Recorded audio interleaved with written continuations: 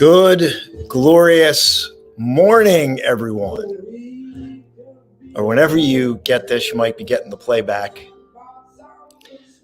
I decided to come on here live and share some verse with you today. See if this gets some traction.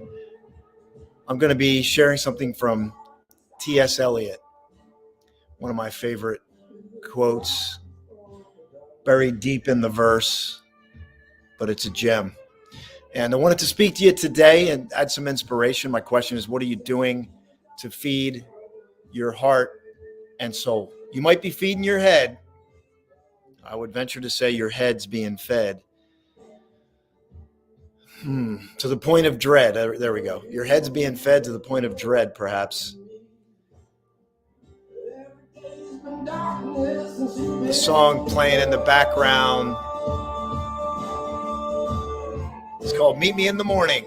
It's a cover by Bob Dylan. It's a live version from Taylor McCall performing live in Nashville, Tennessee. So I'm going to share with you today something from here, T.S. Eliot. And remind you to focus on your heart and soul. Because your head's being fed, you might even be overthinking, but what is feeding your heart and soul? So my intention is that this feeds your heart and soul today. So if you have a cup of coffee, that's great. So I'm just finishing up here this morning. Let me read this to you right now.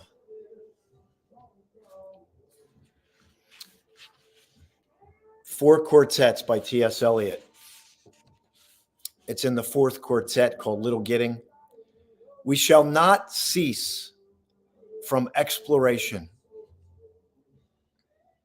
And the end of all our exploring will be to arrive where we started and know the place for the first time.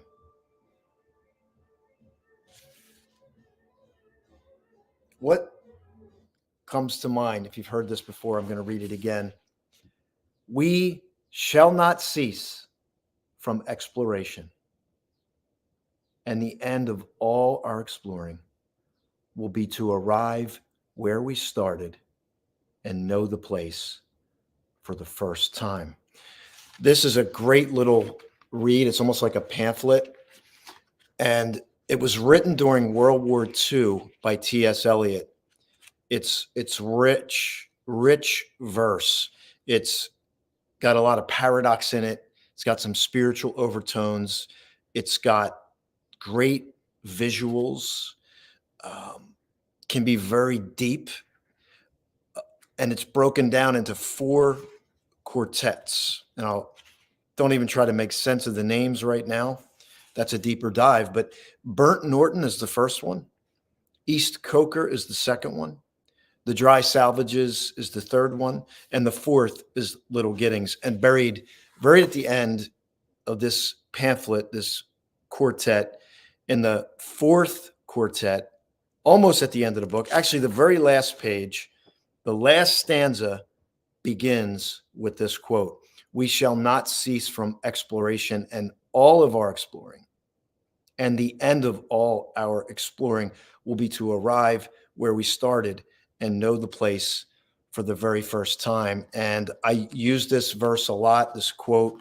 It speaks to me in so many ways. What does it mean for you? For me, it means the power of the present moment, the power of being fully present.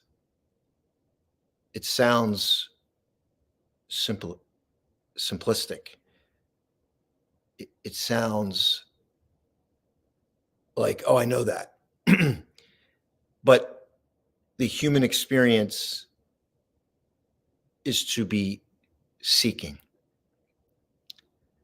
But this quote, like, if you're always seeking, you're never finding. And it's that we will not cease from exploration. We will not cease from seeking. We will not cease from aspiring, but eventually we'll come back, maybe physically or metaphorically speaking, to this moment. Could be your home, a town. You'll travel the world, come back home, and you will know your home for the very first time. But it also could be an emotional state.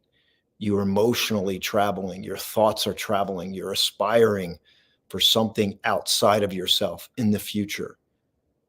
But then some awakening, some moment brings you back to this moment, and you know the place for the first time. It's an incredible quote. Let me know if this speaks to you today. Let me know if you like this little segment. I'll keep it going. Morning coffee and a poet. And I'll just share, I spent 19 years with a same Fortune 500 company. In the middle of my best year, I quit. And I assure you, when I quit my job, it wasn't to be a poet. I assure you that. But poetry found me. And it's the place that seems to be speaking